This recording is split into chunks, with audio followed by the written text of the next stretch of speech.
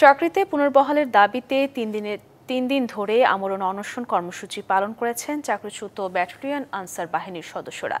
এর মধ্যেই বেশ কয়েকজন সদস্য গুরুতর অসুস্থ হয়ে পড়লে তাদেরকে মুগদা মেডিকেল কলেজ ও হাসপাতালে চিকিৎসা দেওয়া হচ্ছে।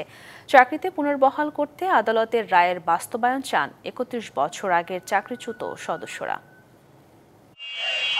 মঙ্গলবার রাজধানীর খিলগাঁয়ে আনসার বিডিবি সদর দপ্তরের প্রধান ফটকের সামনে ৩ দিন ধরে আমরণ অনশনে বসছে ১৯৯৪ সালে চাকরিচ্যুত আনসার সদস্যরা।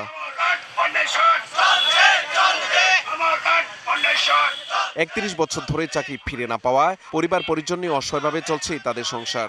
এমন বাস্তবতায় দ্রুততম সময়ের মধ্যে চাকরিতে পুনর্বহালের দাবি জানান ভুক্তভোগীরা।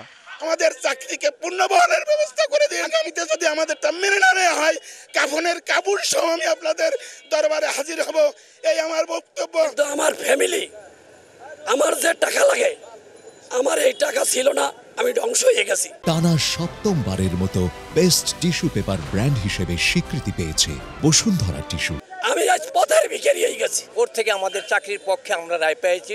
সেখানে আমাদের আনসারের ডিজি মহোদয় আমাদের সাথে আবার আপিল করছে। আপিলের পরও আমরা সেই মামলা আবার পুনর্বহালের রায় পেয়েছি। এরপরে আবার এটা রিভিউ হয়েছে, রিভিউর পরেও আবার আমরা এটা পুনর্বহাল আদেশ পেয়েছি। দেশের সর্বোচ্চ আদালতে একাধিক রায়ের পরও পুনর্বহাল না হওয়ায় শেষ আশ্রয় হিসেবে বেছে নিয়েছেন আমরণ অনশন। চান সরকারের সহযোগিতা। কোর্ট রায় দিছে, বিচার বিভাগ করিয়ে রায় দিছে, নির্দোষ খালাস দিছে।